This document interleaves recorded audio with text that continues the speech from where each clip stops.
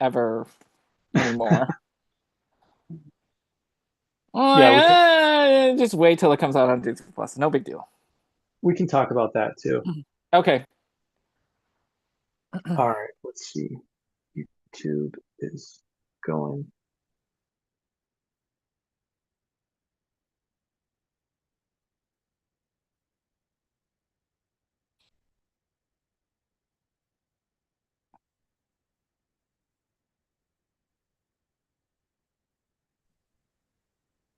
Okay, you're still here. I'm still here. And we are still broadcasting YouTube. Amazingly. Awesome. Okay, How does that work? Technology, whatever.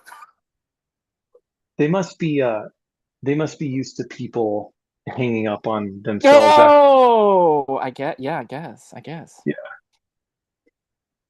Okay. Any summer plans, by the way? No, no. Okay. Unfortunately, it's our busy season for both of us, and there's just no way. There's just no way to do vacation. Got it. Um, so in the fall, we're gonna try to go to Greece. Oh, okay. Um, we've never been. Um, Mm-hmm. although I don't know, is it cold there in October? It's like Okay, it's like Los Angeles in October. I mean, it's like Los Angeles. I mean, unless you go up into the mountains, yes, it can be. But if you're in Athens or in Mykonos or in the lowlands, you're in the Mediterranean, so it's Mediterranean. So think of LA in October. okay, sweet. Yeah, that's the plan. I mean, we haven't bought any tickets or anything, but that's the Okay. plan. And so, like, I imagine Athens, Mykonos, Santorini. Yeah. Yeah. I mean, it won't be like hot, but at least the tourists will be gone and it'll be normal life by then. Cool. So it'll be quieter. It'll be nice. It'll be really nice, actually. It'll still be nice. It's just, you won't get, you know, the hot to go into the med and go Okay. skinny dipping and all that kind of stuff. Skinny dipping, huh? Yeah, there are a bunch of nude beaches. It's Europe, man. All right. Never done that before. Um, all right. Let's get into it. All right. Yep. Shuttle to Kenfork. I am recording. Did you YouTube is go going. go on your Did you go on your trips yet though? Your work trips? No, Oh, good no, God. those are Sorry everybody. Sorry. We can postponed. edit this out in yeah, we're just catching up still. Sorry. Yeah, yeah. Those aren't going to happen. So, Yeah. Oh. okay. Okay. Let's do this. Vamos. Action. Hello, everybody. Welcome to the Captain's Quarters, the unofficial Star Trek rewatch podcast, where we are rewatching the entire Star Trek franchise, starting at the beginning of the official chronology. We have watched all of Star Trek Enterprise. We did 2 seasons of Star Trek Discovery. We watched the original pilot, The Cage. We've completed 2 seasons of Strange New Worlds. And now, today, we're talking about Strange New Worlds Season 3, Episode 3, Shuttle to Kenfori. Our format is that I have never seen most of Star Trek. Jason has seen most of Star Trek, and basically, I'm experiencing it for the first time. He's he's the expert. I try to ask him questions, and we have a lot of fun doing this. We've been doing this for years, and but it's great to be back after a little break. We've been busy in our personal lives. Um, but how you doing, buddy? Good to see you. I'm It's always good to be back in the captain's quarters. What do you got on the table drinking tonight? Just water. Oh, okay. Okay. Okay. Yeah. Yep. It's always great to be back. The hiatus has been mostly on me. It's the summertime, well, for most of the country, and summertime for me is busy with the work window up here in the Northwest, because that's when people can go out and work on their salmon recovery projects. The work window is open, so it's pretty busy time for me. So hiatus is on me. How are you? Does that mean that the embargo or whatever on salmon has been lifted? Oh no no no Um, no no no no no. So there's no embargo per se. It's just with summertime the water levels are pretty low, and anyone who's doing work on the river or on a riverine project or anything like that, the water levels are low, and therefore the salmon kills and when you're working in the water are lower. So that means the a lot of like restoration projects and all that kind of stuff can now move forward for the next 3 or 4 months.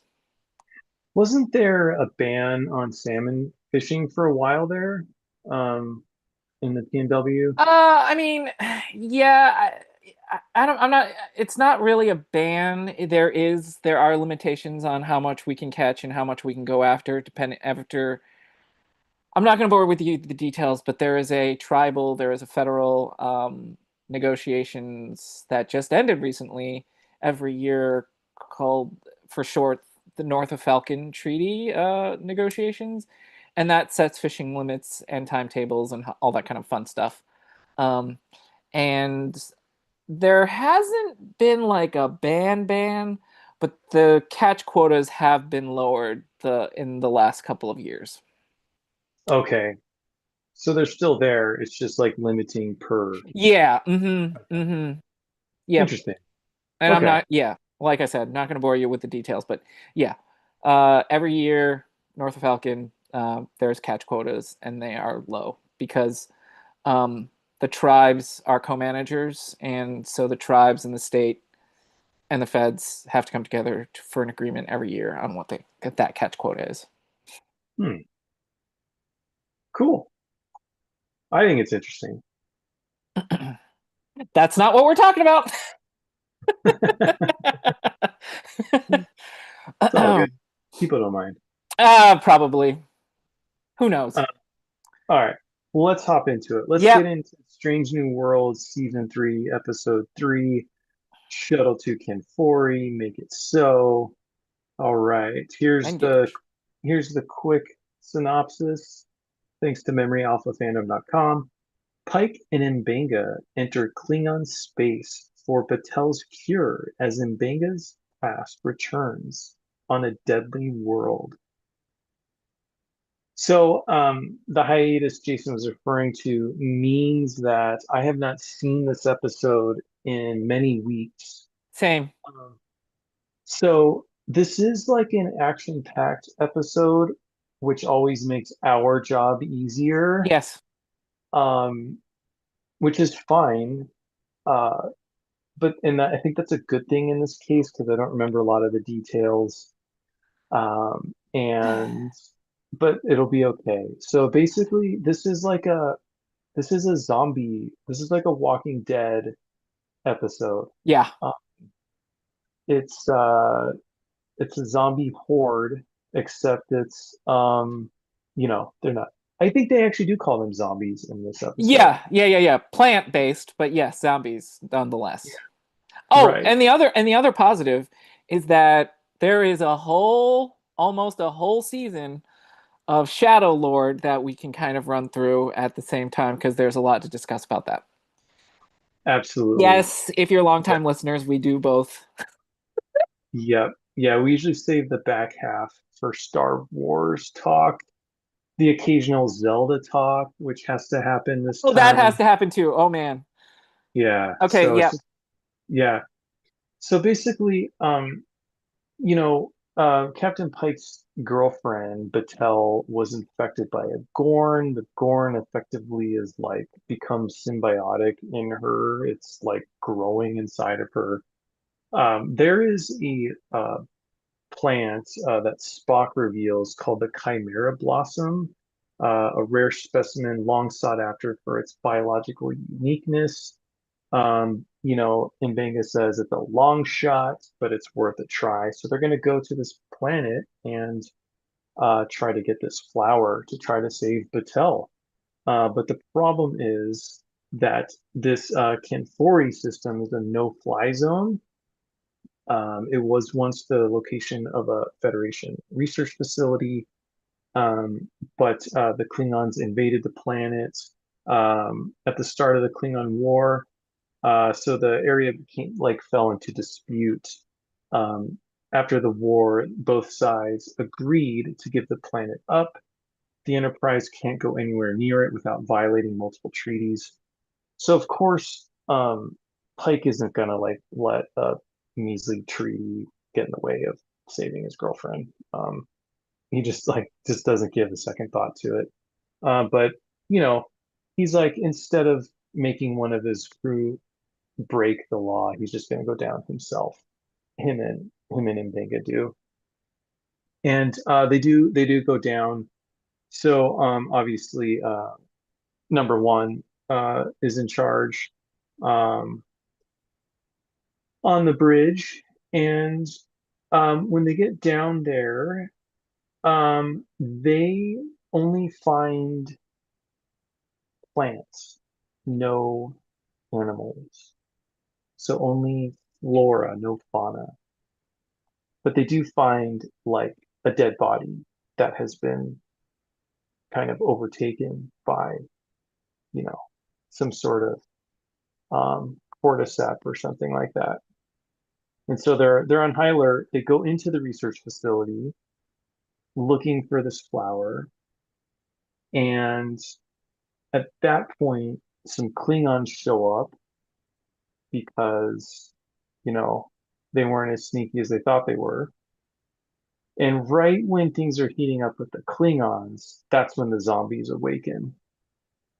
And so Jason, remind me, was it some sort of mushroom or mycelia that causes the zombie um to to be zombies? Do you remember? Uh, uh, from what I remember, I thought.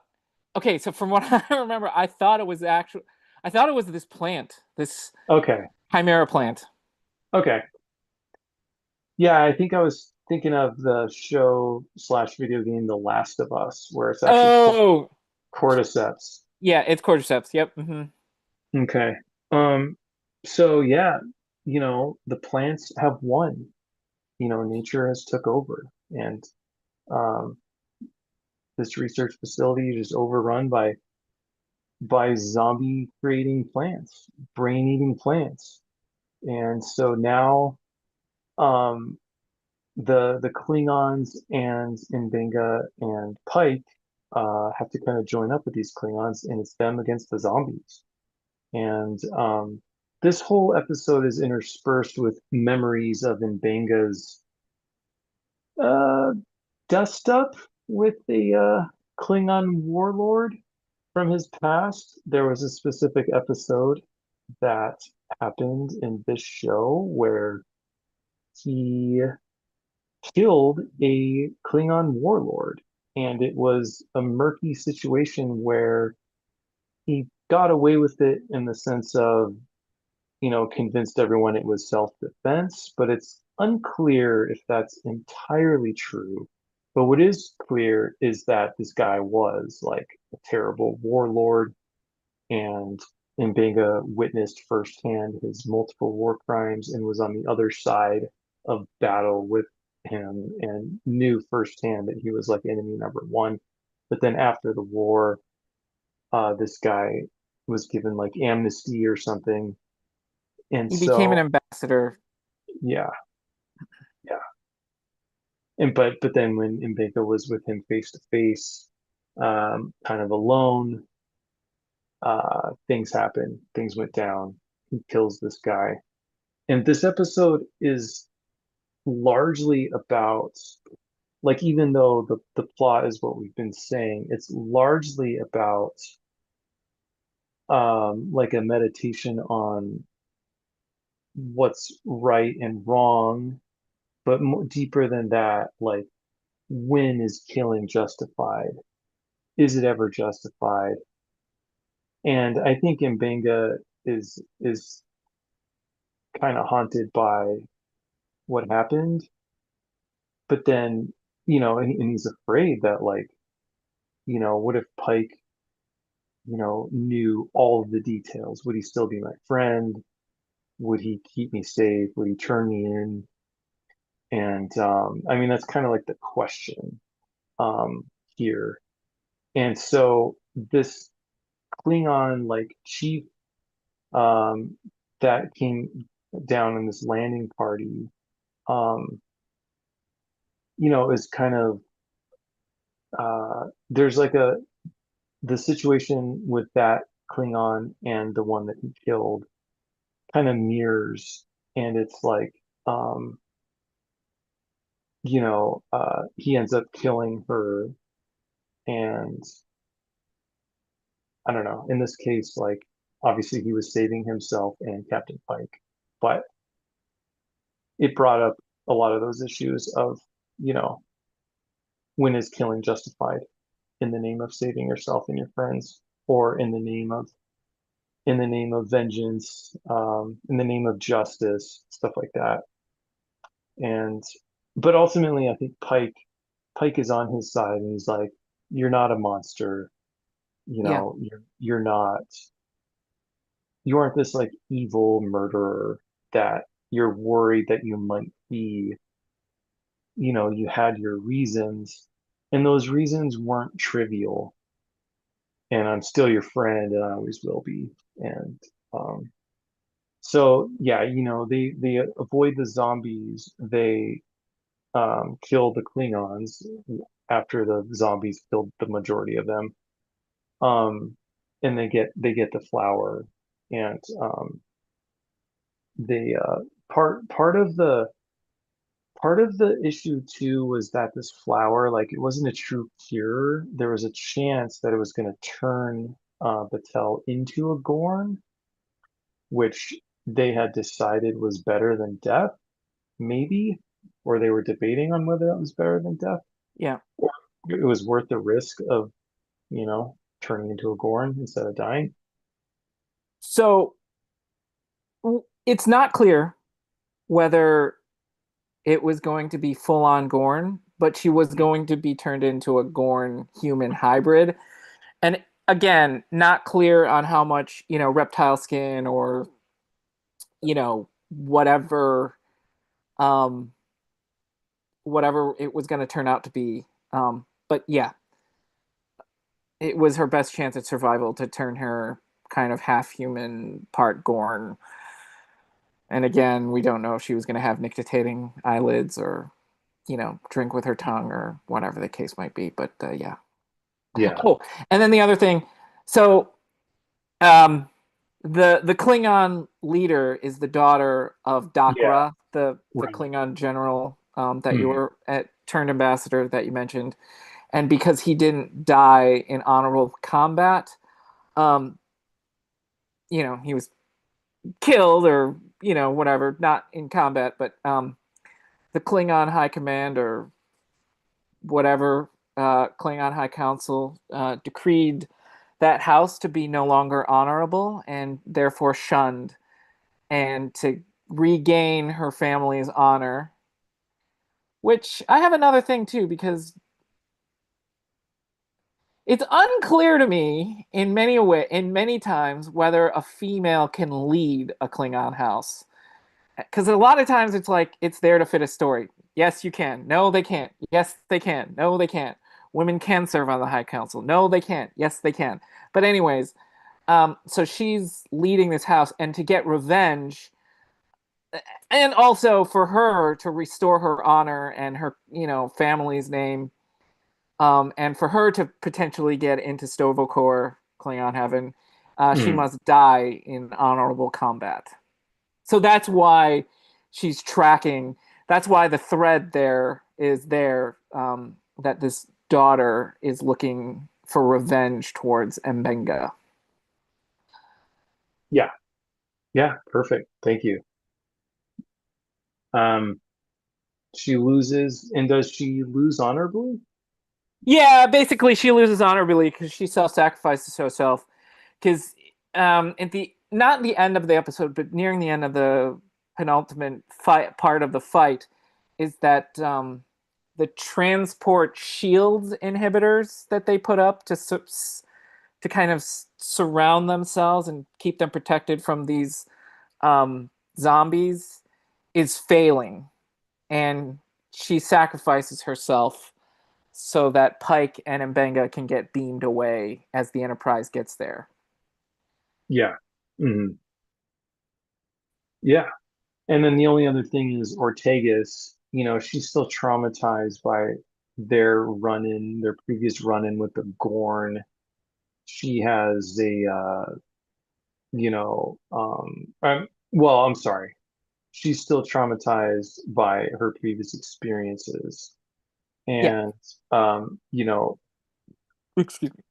piloting the Enterprise, um, she's letting her like vendetta kind of get the best of her judgment, Yeah. and she kind of defies Number One's orders, and she gets quite the dressing down from Yeah. Kunich and Riley. I think she gets So, suspended for 2 weeks at the end of the episode yeah. because So of that. basically, what um, we're talking about here is that this is kind of I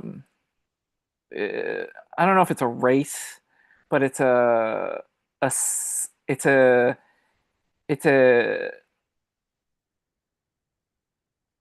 it's kind of a race, but it's also driving home to rescue. It's kind of driving up your parents' driveway after they've gone to bed quietly, so that you go undetected, trying to save Mbenga and Pike. So she Mm, has to limit the Enterprise speed to, I don't know, 1/8 impulse or whatever it was. And so they can sneakily fly through this asteroid field or meteorite debris or whatever it was to stay undetected, theoretically, from this Klingon battle cruiser. And she just pushes it just over that little speed limit thing. Sensors get detected. They actually get lucky. Uh, she cut the time from, I don't know, 4 hour, 6 hours to whatever the case might be. And she just pushes it a little bit, forcing Number One's hand to go with Ortegas's plan, um, to, oh crap, engage the Klingons. What was it? Because they were going to get detected, and then you swoop in and you kind of warp into the atmosphere or something like that, and then okay. warp out kind of undetectedly. But anyways, yes, she gets reprimanded for Yeah. not following orders. Right. Yeah. Rightly And so. yeah, for sure. And I feel like you have a better pulse on the more nuances of the character arcs. Like, what do you, because I do think that Ortegas has like feelings of inferiority maybe throughout this series, but like Oof. what do you think motivates her? Like why does she always have a chip on her shoulder, or what's her deal, Jason? I want to hear it in your words, like because I feel like this was fitting for her, but I don't necessarily understand what her problem is, you know? Yeah. So her character, okay. So there's a fine line here, and you hit it right on the head. I don't dis, there's no disagreement with you from here, from me. Yeah. Yeah, she can be brash, just because she has the talent and she knows it to be the best pilot, and that she is the best pilot of the Enterprise. But I think she also wants more. I mean, if you go back into the last couple into the episodes, you know, she wants to go on. She wants to be more. She wants to go on the landing party, and um, she wants to do more and be more than just the pilot, and be more than just the best pilot in Starfleet. So there is an arrogance and a brashness to it there, and where And So it's ambition. it's Ambition is ambition for sure. Oh, it's absolutely ambition, but at the same time, if you remember, she wants to be ready, but in a lot of ways, especially in like the last episode, now this episode, where that PTSD is coming from, and it's totally normal. And I'm glad that this show is kind of addressing it, but at the same time, there are things that do happen, right? Bad things that yeah. do happen, and you have to live with those consequences if you want to go on a landing party. Mhm. And so I think she's having challenges juggling those two things. But in this case, I think she does go too far, and there's a little bit of dialogue between La'an and number one where um, La'an rightly points out that even for Ortega's, her recommendation is gone a little bit too far, and I think we are still talking about the PTSD from being left, uh, yeah, being left with Mbenga and La'an and Sam Kirk on the Gorn ship, right? Right. Right. So I think so there's this desperation to go and save the crew. I mean, not the crew, Mbega and Pike in this one. So nothing bad happens to them. So I think there is a little bit of PTSD that's showing. So it goes Got, beyond the character, got it. Okay. which rightly so. All right. Well, did we save Battelle at the end? I think we did. Yeah, we save Patel. I'm concerned that they're writing her away, and that yeah, yeah, Okay. Hmm. I'm I'm worried for Captain Patel because I really like her character. Yeah. No, she's pretty good. I like her. So Well, we end the episode. They're still together. yeah, Um, but as Jason's saying, perhaps they might not be for too long. yeah. So, okay. Well, time to rate the episode. You want to go first? You want me to go first? No, you go first. So, as we always say, it's on a curve, and with so many excellent entries in this series in particular, you have to be fair and not, you know, give out too many good grades when there's some real A students in the class. So Hmm. I'm gonna give this one a C, but I think like smack dab in the middle, 75%. Okay. Um, you know, I thought we just revisited too many themes.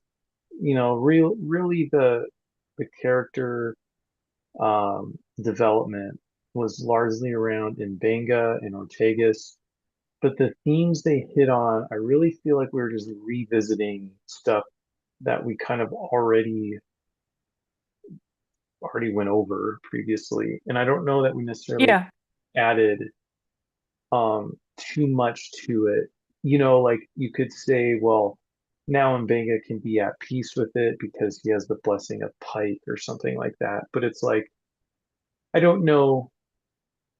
I don't know that I was hung up as a fan on that part of it. I don't know if we needed that. Um, in Ortegas, I feel like it's just kind of back at square one. She's had similar issues in the past, and I'm like, I don't know. I don't know that I feel like she actually internalized appropriately what happened this time versus other times. And then, I am glad that they kind of broke the fourth wall almost with calling it a zombie, um, and they made a joke out of it, like, are we calling it a zombie? You know what I mean? Like, because that's obviously what everyone's thinking watching the episode. Hmm. So instead of pretending that they're, you know, um, doing anything other than making a genre episode. So I appreciated that. But again, I just kind of feel like this was a throwaway episode that wasn't bad, um, but just not anywhere near as good as many of the others we've seen. Yeah, I'm with you. This is a in many ways I'm with you. I'm gonna. This may seem high, Hmm. but it's a 2.5 pips. It's a lieutenant commander's episode. You know, Okay. second. You know, second. Second in command, not the first officer, but the second officer. And that may seem high, but it's middling, right? I mean, there's only so many pips to go along, and I agree with you. Um, I agree with you in a lot of ways. I was mixed with uh, I was mixed with Captain Pike's, you're not a monster, but you're just a man. Yeah, I get it. I get where he comes from. He was like, I've never been in war, hand to hand, face to face combat, all that kind of stuff. So I get that. And that a friend, but even as a friend, um, you could have, um, you could have come down a little bit harder, a little bit. Um, but I get it. That will, yeah. Um, no judgment. Absolutely. I get that. I totally get that. Yeah. And, Hmm. but yeah, and I guess and I guess what makes up for it is, you know, um, completely separate, but Ortega's not following orders and actually kind of disobeying direct orders, and forcing number one's hand. Um, I think that makes up for a little bit for that, a little bit in my mind. Um, that was correct, chain of command punishment. Um, and then, uh, and then the other thing, I love the fact that they use the Chimeria and the moss and the evolution of the moss that turned, the people into zombies, and the complete disregard of Klingon safety protocols. Once they invaded that planet, kind of let that loose. I wish it wasn't zombies. It's a minor thing. It's not generally a Star Trek kind of thing to have zombies. Right. Uh but other than that, you know, good episode. I love that, um that they kind of closed the thread that there was a that the daughter was hunting or going after Mbenga. I thought that was fun. That Yeah. totally makes sense Hmm. to do that. Um again, it just with the backdrop of zombies, I'm just not. Yeah, I'm not. Wasn't thrilled because Yeah. in general that's very un Star Trek like to me. Sure. Yeah. Well, it is. I mean, no offense to people that are fans of that genre, but it Yeah, yeah, yeah. does. No, no, no, no. They have its place. They have their place, but Yeah. just for me, not in this universe. Yeah, I hear you. And by the way, I was a huge Walking Dead fan. Um, Oh, okay, yeah. um, I know there were yeah. a lot of people. I mean, there's many zombie shows that I was Yes. into. Last of Us, that was great. Um, I would call Pluribus a zombie show, the new one on Apple, even though they're not like true zombies. I still feel like it's a zombie show. Okay. That was a good one. So yeah, not knocking it, but I know what you mean as far as it's just not Star Trek. Yeah. So yeah. Okay. Well, cool. All right. I think we covered it. I think so Um, too. yeah. So hey, before we went live, you were talking about how you never go to the movies. I Yeah. was just Becky and I were just talking today about this year, in my memory, is the best year for movies. Oh, okay, great. Like I've already been to the movie theater 4 times this year, Okay. and that's easily more than my yearly average has been in like 20 plus years. Oh, Like I, okay, like okay, yeah. I can't remember the last time I went to the movies 4 times in a year, and I'm not even done yet. So like, okay, so we saw Project Hail Mary, fantastic movie, like so good. Um, highly, highly recommend. Ryan Gosling, big Oh, fan. yes, yes, yes, yes, Yeah, yes, yes. fantastic. We saw the Mario movie, not very good, but for me, required viewing. Yeah. And my daughter's a fan too. We saw the Sheep Detectives. That was excellent. Oh, yeah, I heard that was really good. I heard that was really Yeah, good. yep. Um, and then I'll reveal the fourth one in a second. But the remainder of the year, we have the live action Moana. Yes. We have Toy Story 5. Yes. We have The Odyssey. Um, Oh, yeah. we have Dune 3, the new Avengers movie. I'm pretty sure Supergirl comes out this year, this new Supergirl version. does come out this Yeah. year, I yes. don't know. Did you see the new Superman? I have not. It was good. It was really good. So Okay. I'm interested in that.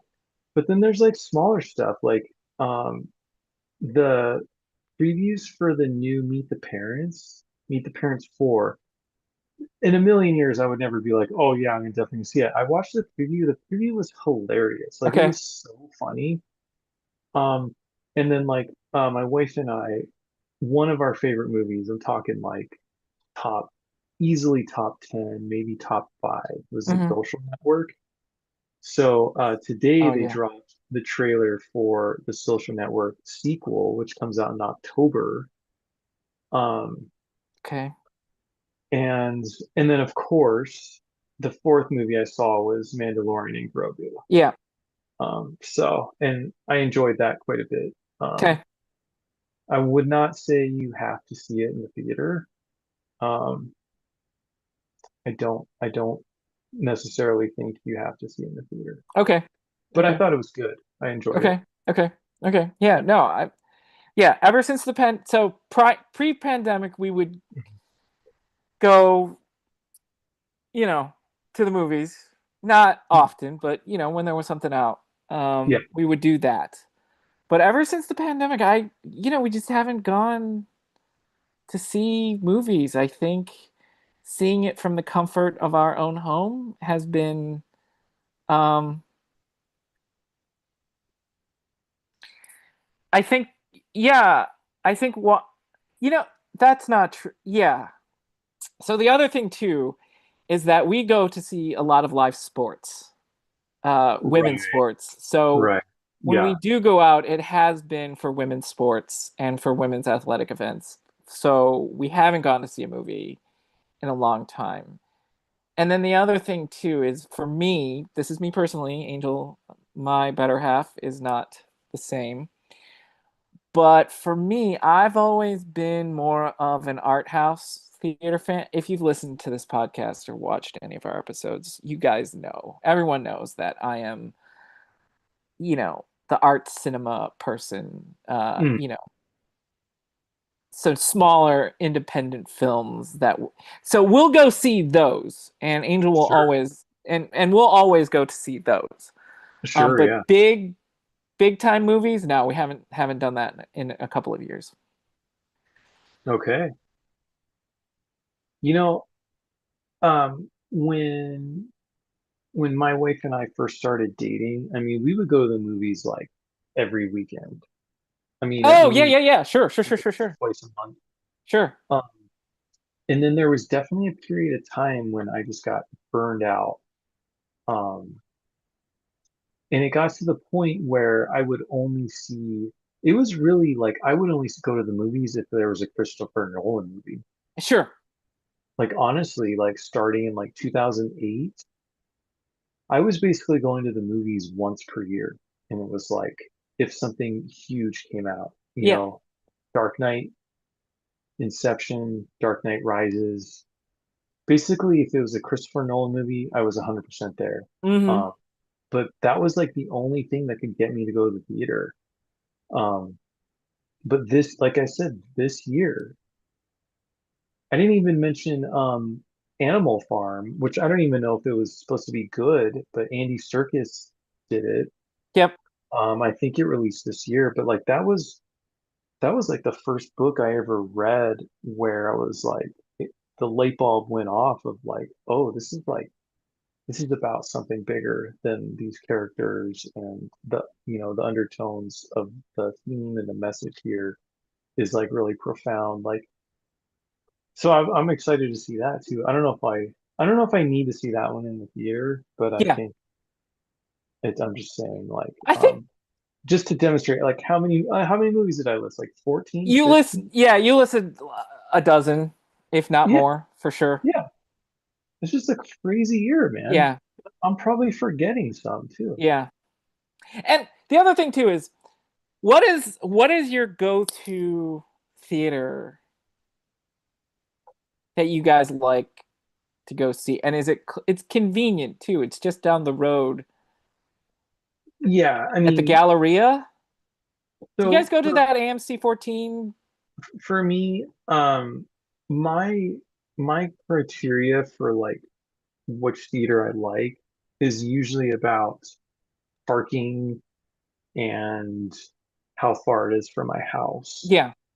Um, and then not as long as it's in an area that's not like seedy, because there's some, Yeah, yeah, yeah, uh, yeah, yeah. Yeah, yeah, yeah, yeah. there's like one of the IMAXs here in the valley, is not in the best area, and Oh. we avoid it because we don't like the area. Yep. Um, by the way, so one of the ones I forgot, dude, The Adventures of Cliff Booth, the sequel to Once Upon a Time in Hollywood, starring Brad Pitt. I mean, Oh, that's definitely happening. yeah. So anyway, for me, yeah, the one we go to has parking, has like subterranean parking. Like you can park underground and then take the escalator straight up to Harkins. And then that Harkins has, like you can get the version of the movie where it's like the big screen with the enhanced audio and stuff like that. Yep. So Okay. Okay. close Is that close the to close to the house, okay?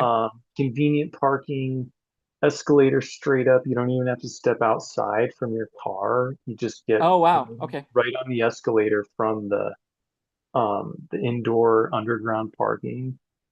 Can't beat that, man. Okay. Yep. I Yeah. was thinking, is that the one? Is that the one in the shopping like outdoor shopping mall complex? No, No. no, Okay. no. This one's like a proper indoor mall. Oh, okay. Got it. Okay. Yeah. Gotcha. Okay. Hmm. Because I was thinking about the one again. I'm gonna call it the Galleria. It's not called the Galleria, but uh, yeah, it's outside. It's outdoors. There's a bunch of restaurants. There's a Korean barbecue place called Gen, which is why I Yeah. wanted to. Yeah. No, you're talking about Tempe Marketplace. Oh yeah, yeah, yeah. Tempe Marketplace. That's Yeah. it. Yeah. Yeah. I mean, we do go there occasionally. But at this point, it would only be if like the showtime was just so much more preferable or whatever. Got it. So Got it. yeah. Got it. But yeah, I don't know what happened. I don't know why this year is so insane, but I'm loving it, man. So Great. That's great. That's great. anyway, Mando and Grogu, I enjoyed it. It has um reignited um again my love for Star Wars because as a family we are watching the Mandalorian show, which my daughter and my wife have never seen. Um, Oh, and so man, we're almost done with season two. okay. So we've been watching at least one episode per night, and they are absolutely loving it. Um, and I am enjoying it much more this second time through than I did the first time. Okay. The first time I thought it was the best I can describe was like I thought it was too flat. I don't know if that makes sense, but it felt like too episodic. Um, but it's weird. This second viewing, I don't feel that way at all. I feel like it was really well done. I'm like really enjoying it. It's like one of my favorite Star Wars shows now. But then at the same time, without my daughter, my wife and I are watching Andor. We are on like episode 8 of Andor. Um, so yeah, and we just saw Return of the Jedi in concert. We saw the Phoenix Symphony play the score along to the movie. And yeah, and then obviously Maul Shadow Lord. Just watched all of that, which can talk about that too. So I just been steeped in Star Wars, man. It's been crazy. Awesome. So yeah, what'd you think of Maul? That's great that it's become a family affair. Yeah, dude. So, I texted you about Grogu, how on this podcast I was like, or maybe it was on Instagram we were messaging, but it always bothered me that the Mandalorian show was pre The Force Awakens. And, Yeah. you know, if we take the mindset of like, they're going to keep things cohesive, I was like speculating, well, maybe Grogu dies and that's the impetus for Ray or something. I don't know. But now I feel like now that I've seen how insanely popular Grogu is with like my daughter and my wife, Mm-hmm. like literally every scene that he's in, like they are laughing or fawning over him, like they are in love with Grogu. Sure. Um, which I don't think you and I maybe picked up on, like when we watch it to the degree that it is for like other bits of the audience, other I segments of the audience. Like I don't think we like without observing them and observing like kids like loving Grogu, I don't yeah, know that we would have had appreciated just like what a massive success he is as like a character, like as a um yeah. and so now I think he's untouchable. Now I think he's So there is yeah, definitely, I mean, yeah, you got a sense of it, when you go out and everything is Baby yeah, Yoda, Grogu, crazy, all that kind of stuff. Um, but my but better like half, like, yeah, had a similar reaction. mm, But I was like, okay, well, that's this is normal kind of mm, reaction to some character that's, a baby and cute and all that kind of stuff. So, but no, I don't think we got a full. yeah, because you and we watched The Mandalorian together, at least the first season, maybe two seasons, and Yep. like at no point were we like rolling around laughing at No, Grogu. And I no. swear, dude, that's my daughter's experience Sure, watching sure, the sure, sure, show. sure, He's like he's like the greatest character ever, and sure. I'm observing her, I'm like, and she's um kind of made me like a huge Grogu fan. I'm like, yeah, you're right. That was really cute. That was really funny. The first time I saw it, I was like you, I was just like, yeah, I get it. He's just a cute character, but I wasn't like head over heels for him. Yeah, So, totally um, understand. yeah. So at some point, I was like gonna film her watching it because like I cannot emphasize enough like how over the moon she is about Grogu. So, Yeah, I mean they captured magic in a bottle with that character for in a lot of ways. I mean, you know, for a lot of people, like Grogu is going to be that character that Hmm. defines that universe in a lot of ways. It's just I don't know about you, but for me, it was Darth Vader in the beginning, right? That he was the character that defined Star Wars, Sure. synonymous with with this universe and the fandom and everything. And Yeah. I think they've done it again with Grogu. I think for a lot of people that is going to be the character that, defines what they get, what their fandom into the universe, and I think that's great. Yeah. It's crazy to think though, right? Yeah. That like if you ask my daughter, like, do you like Star Wars? And that's the first thing she thinks is like, yeah, I love Grogu. Yeah, absolutely. Yeah. Where you and I'm not gonna say we're like take it or leave it, but we're like nowhere near Yeah. No, no, that no, no, level. no. No. Yeah, yeah, yeah, Yeah. yeah. Yeah, yeah. But again, we were introduced to the fandom in a very different time, Yeah. right? Hmm. People are going to say, you know, uh Jar Jar Binks. People are going to say Grogu. People are going to say Han Solo, Luke Skywalker, Princess Leia, Lord Vader, Yoda, blah blah blah. Yeah. Mm. Yeah. Anyway, Anyways, Maul Shadow Lord. yes, What'd you think? fantastic. I Brilliant. Uh Yeah. Easily my favorite animated Star Wars okay, show. okay, okay, okay, okay.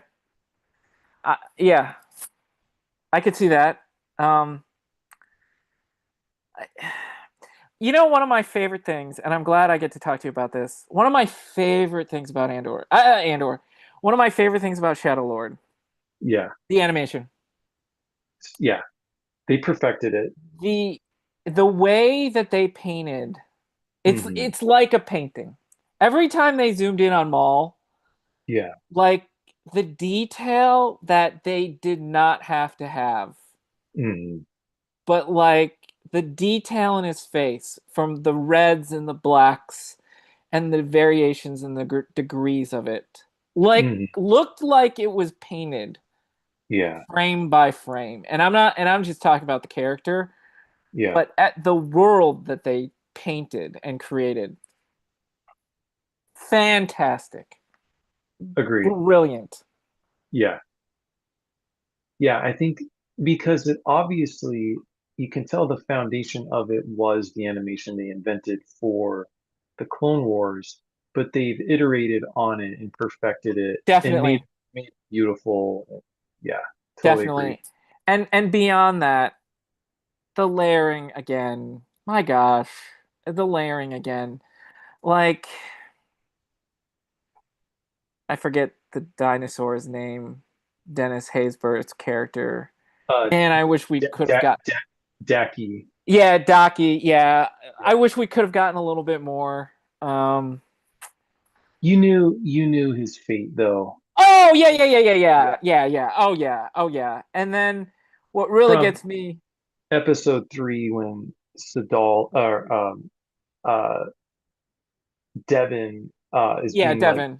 seduced by Maul. Yeah, Um, you can tell she's not going to be turned that easily, but you knew that was her road, yeah, and you knew that Daki dying was gonna be that turning point for yeah. her. Like from that moment, it was like, yep, that's what's gonna turn her.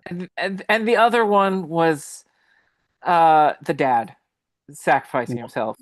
Lawson, Yeah, Lawson, yeah, Larson. Yeah, that one I was like, oh man. Um. right.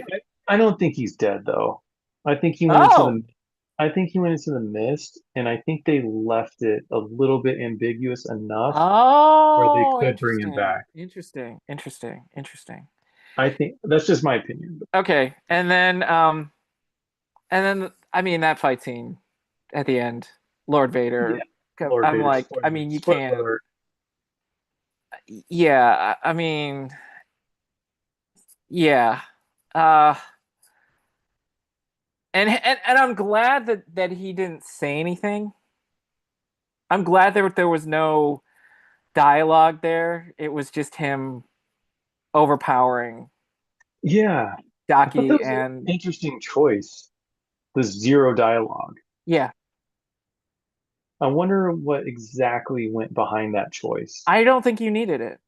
I don't think you needed it. Just like It's so iconic, though. yeah, it's very iconic, but it's not about him, right? This is about Darth Maul, and I'm glad that he didn't say anything and he was just there to cut everybody down.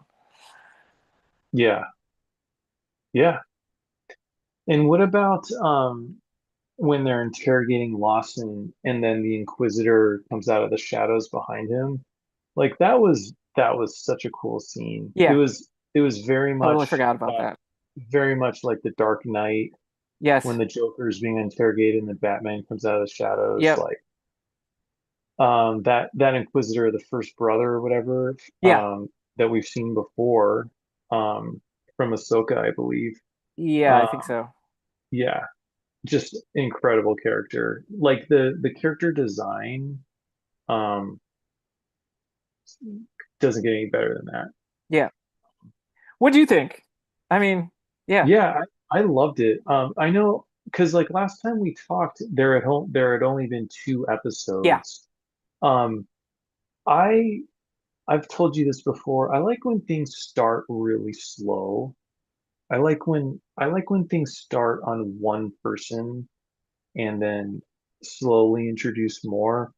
I feel like this show threw a lot at you where, like they immediately had to establish Lawson's um conflict with his son and missing out on, the things that he wanted to do to be a good dad. Like there was just a lot of new characters at once. And like just for like me personally, this my taste. I just like when it's a slower build. Hmm. Um, I like when it's like one character. It's just like this is Luke Skywalker. This is his life. This is his environment. This is like what he wants to do. Here's a conflict, just like kind of build and build, and then he gets revealed as being part of a larger thing. And this I kind of was kind of thrown into a larger thing at first. So anyway, my point being, if you listen to our last episode, I wasn't as complimentary, and Yeah. that's because I was just kind of getting my bearings. But I feel like episode three and four, when Devin is confronted with Maul, and he immediately is like seducing her, and Yeah. you know, he can see a window in her, Yeah, yeah, yeah, yeah, for sure. Definitely. and Yeah. he's exploiting it, Yeah. and he's this like he's almost haunting her. He's almost this like specter who's like haunting her. I just thought that was so well done. And you know, I just thought it was so well done. And I think from that moment forward, that arc all the way to the end, um, you know, every conflict that she encountered, um, kind of maintaining her goodness, um, and then just like it slowly being revealed to her that like, well, does she want to save her master or not? Like if that's all you care about, then why not dip your toe into this like other way of thinking? Hmm. And and then with Maul, like, not being part of the Empire, not being part of Palpatine's machinations, like, you just believe in. You're like, okay, like are you really trying to survive? Well, here's all these tools to do so, you know. And it's very convincing, right? It's like you kind of get it. And I'm Absolutely. not saying that she's gonna commit to that path, but like you get it at the end. It was a very long arc, and I really appreciate it. And I thought the action was great. Like you said, the animation was great. The characters were awesome. Dialogue Is was she a different. new character? Is this a new, like, is she kind of a As far as I Devin? know, Okay, yeah. As okay, far as because I I've know, heard like there, like people were talking. Oh, she becomes Darth, whatever. I don't know who. Like already oh wow, established. yeah, yeah. I don't know. Oh, okay, It's it's interesting that they did the. I assume she's a Twi'lek, um, yeah. but I don't know that for sure. But Oh, okay, okay, let me look it up. Devin. It doesn't. This thing I'm looking at doesn't say. okay. Um, but that almost made it more confusing. Like if they had picked a different alien, we'd be like, oh, this is a new character. But the fact that she has, you know, Yeah. the tails on her head, you're kind of The, like, that's familiar. Is yep. do I recognize her from, Right. the Clone Wars or something? So I don't know. Right. And then the other thing too is you love the movie. I did not. But does this open the door now for Kira to come back from Solo in some variation? Because we're definitely before that, right? Yeah, yeah, Because he because like, hasn't yet become yeah. the leader of that syndicate just yet. Well, here's how we know it's before is because Voss is alive. Right, exactly. Yeah, thank you. Yeah, because Exactly. I'm pretty sure Dryden Voss dies at the end of Right, Solo. exactly. Yeah, Yeah, exactly. That's who I was kind of referring to, just not remembering his name. yeah. What was that? What's that actor's name who played him? In the movie, I don't remember. I always mix him up with. He's the guy who plays. Oh, Paul Bettany? Yeah, the same as from the Avengers. Yep, from Vision. Vision. Thank you. Yeah. Yeah.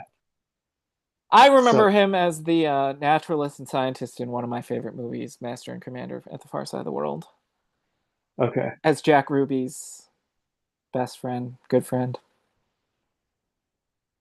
is that the Russell Crowe It movie? is. It is. It I've is. never seen that whole movie. I've always wanted You to. need to see, yeah, it's a great movie. It's a great movie.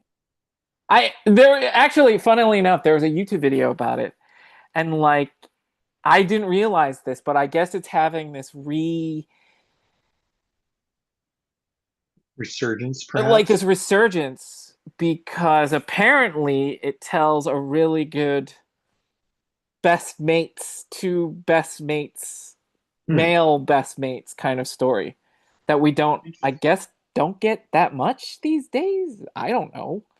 Huh. Like the quintessential best man, best male friend kind of story. And I'm like, don't we get those a lot? No? Interesting. Yeah. Yeah, I started to watch it. I got to the part where Paul Bettany wanted to go to the island to conduct some research, and his Uh-huh. request Oh was yeah, denied. you that's early in the movie. That's Yeah. very early in the movie. Yeah.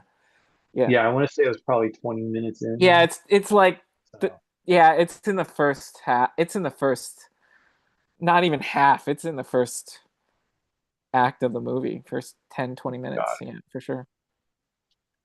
Well, anyway, Anyways, I because Kira isn't revealed to be a bad guy until the end. to So the if they, end. but I mean, I guess the bad guys knew she was a bad guy. So yeah, because they said they're going to keep going with this show, Yeah. so they might as well, right? Yeah. And it would be cool if they could bring back Amelia Clark. Yeah, yeah, agreed. But yeah, I just, and then anytime you have a show or a movie where like there's like they're being tracked or hunted and it's done well, Yeah. when the Inquisitors, they're looking at the like, the scoring and the marks from the battle, and they just know that it's a lightsaber battle, and you just always feel like they're two steps behind the good guys. Yeah. That suspense is awesome. I love that. Yeah. And and they're always looming over them, and they're just right behind them the whole time. It's like Andor, honestly. Yeah, It's like yeah, yeah, he's yeah, always in season one, he's just constantly on the run. yeah. That's just a great setup. So Speaking of Andor, we were flying back to Philadelphia. We went to go we went to go see it was a rescheduled concert.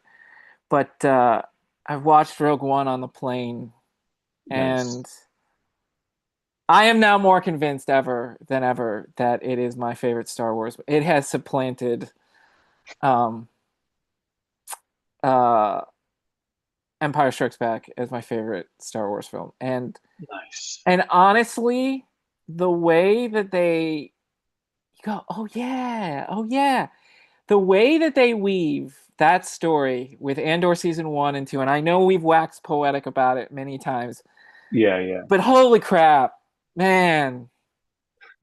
And knowing when he dies that he leaves behind a child and his, love and his girlfriend, lover, whatever, on and off, whatever. It's Right, just right. yeah, yeah, yeah, yeah, yeah, yeah, yeah, yeah. Yeah. How pissed would you be if that child ended up being Poe Dameron or something? No, no, don't go. No, don't go there. No, no, no, no, no, no, no, no, no, no, no, Would no. you ever watch a Star Wars No, I will. intro No, again? no, no, no, no, no, no, no, no, no, no. Mm-mm, mm-mm, mm-mm. No, no, no, no. Just no, no. The universe is Okay. big enough. Yeah. Let it be. Yeah, but I gotta say, man, because I think this is probably my fourth or fifth time watching Andor. I get chills Yeah, yeah, every episode, yeah, like physical goosebumps. And then just watching it with my wife, and she's never seen it. yeah. And I'm just like constantly like watching her watch it, and I'm like, She, knowing her as I do, she must love.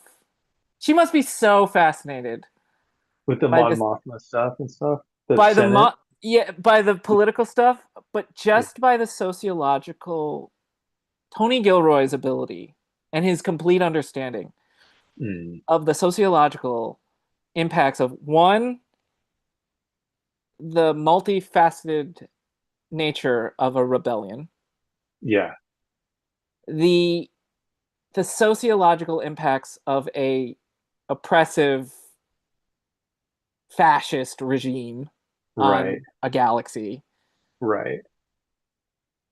and all of those inner workings and things like that. A prescient turn of phrase, Death Mm. Star, right? Um, Save the sermon for Palpatine. Anyways, um, yeah, she must be so fascinated by how realistic and Yeah, the tone and the chord that it yeah, strikes right. and how real it is. Yeah, yeah, She must be yeah. so enthralled by that. Hmm. Yeah, because it has that thing of like in Marxism, it's like it's inevitable that they'll rise up against Yeah, the oppressors. It's not like one time they did it. It's like this was inevitable. yeah, If you do this, then this will happen. yeah, It doesn't matter which era or which country or which setting. It's like this is just human nature. yes, Um, yes. yeah, And again, Tony Gilroy, fabulous at it. yeah. Fabulous. And as a Star Trek fan, it makes me a little jealous that he's done it in this universe and not the other one. Just a little bit. Just a little bit. Yeah. Because Well, that's but the stuff that you talk about in the other universe. yeah, I mean, you could do it on one planet. I feel Yeah. like Star Trek is utopian, Star Wars is Yes, yes, yes, dystopian. yes, yes, yes, yes. Absolutely. Absolutely. Absolutely. Absolutely. But that is the depth that I love about it. It's just, yeah. 100%. I Yeah, no, 100%. I've watched season two. I don't even know how many times now. Yeah, 100%. Um, totally agree. It's amazing we've been able to keep it secret for this long. I mean, the human, like you said, the sociological component of it, the human condition part of it, that's all there. But then it's also just so well written. It's Yeah. so suspenseful. It's beautiful. The music, dude, I've been listening to on Apple Music like throughout the. Okay. I've been listening to the Andor soundtrack, Soundtrack. Okay. and it's freaking incredible. Yeah. It's repetitious and it's it's repetitious, but it's fine. It's like in a good way. Repetition can be good. Um, Definitely. yeah, it has a it has its own character. It's like it's not going to stray. It's not going to break out into the cantina. Right. Dance. It's Right. not gonna it's not gonna break out into sliced snoodles Right. little Well, that's the Oregon thing. instrument. But that's the thing about its repetition, probably, is that the themes in this series is so not multifaceted. It's, you're either, with Cassian and the rebels, and then flip it back, it's going to be, the Imperial March over Mm, and over again in many ways, yeah, right? right, So thematically, there's not that much humor, really. right, right, It's there's not that much lighter moments right. in the show to have Yeah, variation of music, right? right, So right. yes, I can understand that for sure. Yeah. Well, anyway, Yeah. um, that was that was Star Wars. So you're gonna wait till it's streaming, huh? Yeah, probably. Probably. Okay. Oh, you're a big fan of the Hut. Yes, I am. They're prominently featured in I the know they movie. are. I know they are. I know they are. Yeah, it's We a go, rescue of Jabba's son again? yeah, Again? we go to is it Vahata? Is that what it's called? What's the planet? Nalhata, Nalhata. Now Hutta. Nalhata, Nalhata. Yeah, we go to Now Hutta. Oh, cool. We see the Hut in The Slug World. their burrows and Oh, cool. Oh, there's like cool. slugging around and Oh, cool. um yeah, Road of the Hut has a really serious character arc in it. Um and like you said, they're saving him again, but he's older now. Right, right, right, right. He was just But a baby the first yeah, time. he's in his father's terrible shadow. Um Sure. so that part's interesting. I mean, that's part of the interesting part about it is like like it's your own family member that's like trying to kill you for your you, you Yeah. know, for your for your position of power and your Yeah. seat of power, and that's Mhm. part of the fascinations that I have with the huts. Mhm.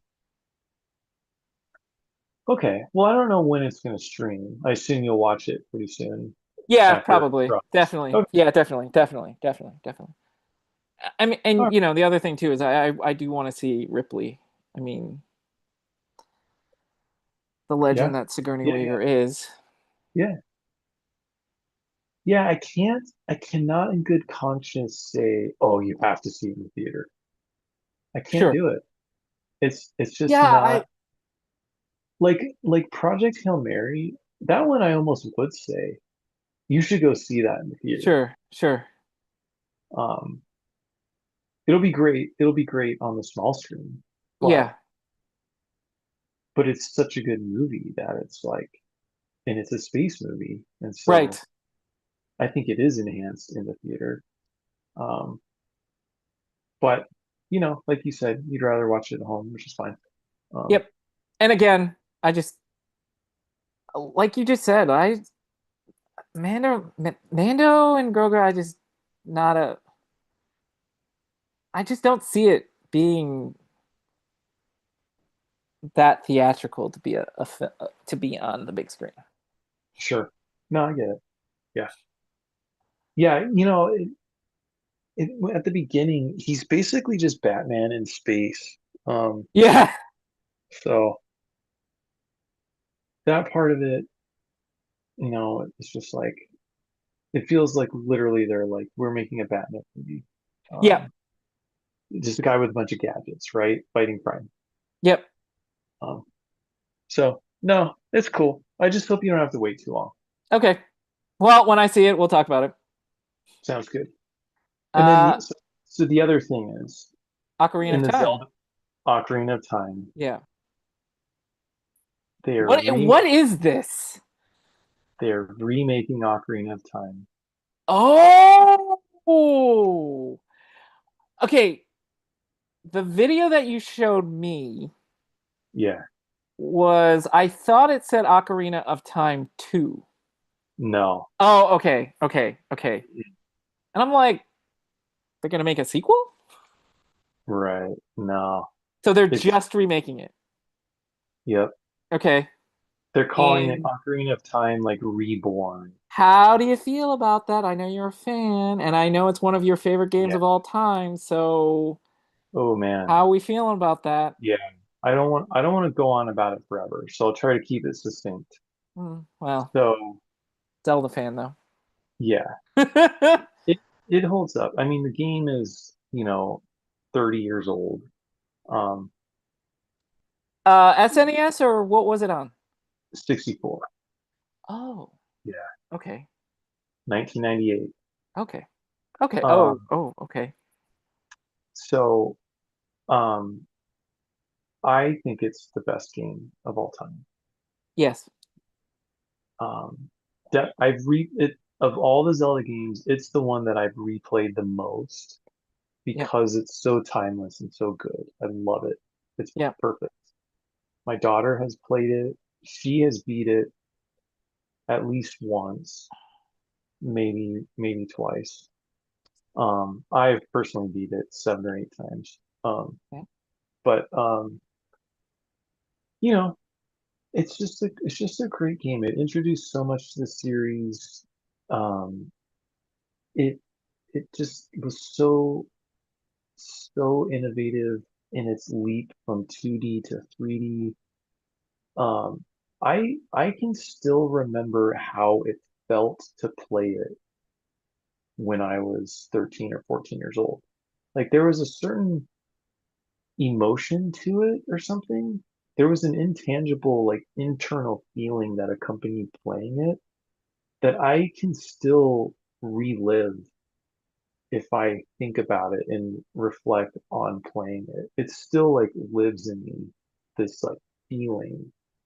Um, that's how powerful the game is. It's like that good. I mean, if it is Um, the number one game for you of all time, then yes, it has to have yeah, got to tick so many yeah, boxes. right. Yeah. So,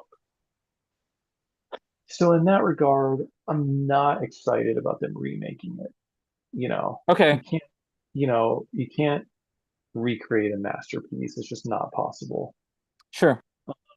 So definitely, this thing has been rumored forever, um, years.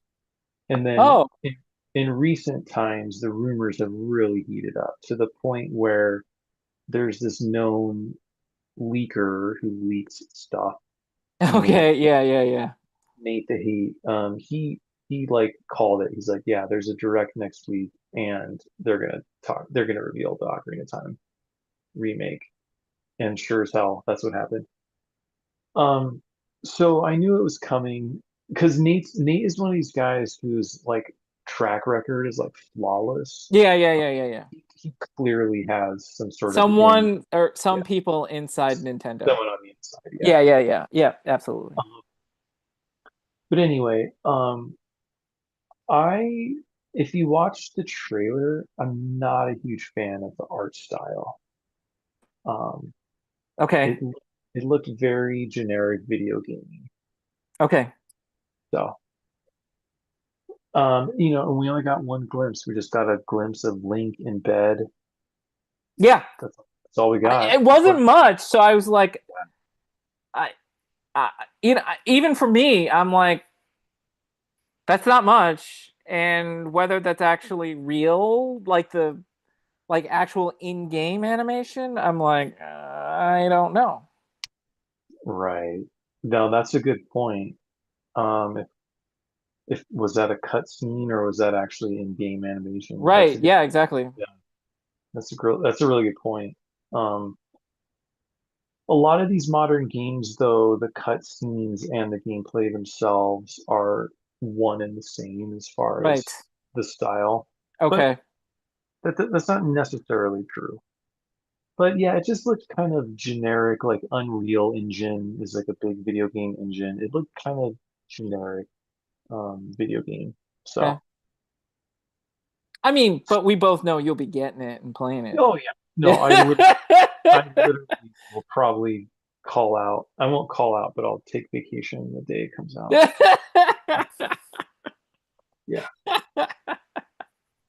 I would be sad to know that you didn't. yeah, yeah, yeah. I would be saddened, buddy. I'm like, oh, you didn't take a sick day? Come on.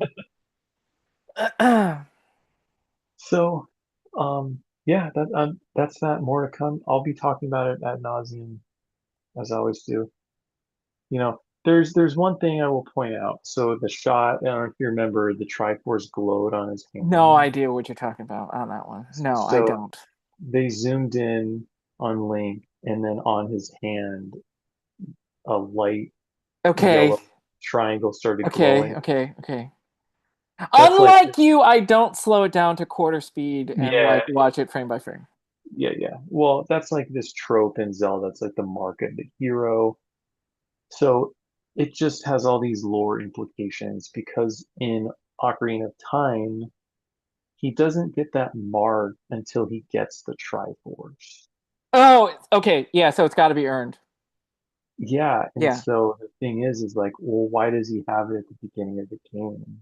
Yeah. Because like to be 100% consistent with the lore, then that would mean he has the He has Triforce. it already. Yeah, yeah, yeah. Okay. But the Triforce is locked away in the Sacred Realm at that Right. point. Right. Later on, he opens up the Sacred Realm, Ganondorf falls, and then he gets the Triforce. Triforce splits, and then Link, Zelda, and Ganondorf get a piece, and that's how he gets the mark. So that's the thing right now. That's the thing to talk about is like, why is the mark already there? It shouldn't be Mm-hmm. there. I personally think it's literally just a mark of that he's the chosen one. Yeah. It doesn't mean it's Triforce, it just means he's the chosen one. So Oh boy. anyway, Hopefully they don't rewrite and retcon the whole thing. that would be insane if they Yeah. did that. It's not off the table, but it would be insane. Yeah. So So hopefully it's a later post he's gotten it. yes, exactly. Yeah. Yeah, He's exactly. he's won it, pulled it out of the lake, Exactly. whatever. Right. Anyway, we've been talking forever. Oh yeah. It's been good though. Yeah, let's wrap it up. All right. Sounds good. All right, everybody. Thanks for watching on YouTube. Thanks for listening wherever you get podcasts. Please subscribe to us. It literally means the world to us when you do that. We really appreciate it. And until next time, live long and prosper, And may the force be with you. and we'll see you next time. Bye. Thank you. Jason, sir, Yes, have buddy. a good Have a good have a one. good have a good It's been rest of your week. fun. You too. And yeah, hopefully get to talk to you next week. Yep. Next week. Cool, man. Take care of yourself, buddy. You too.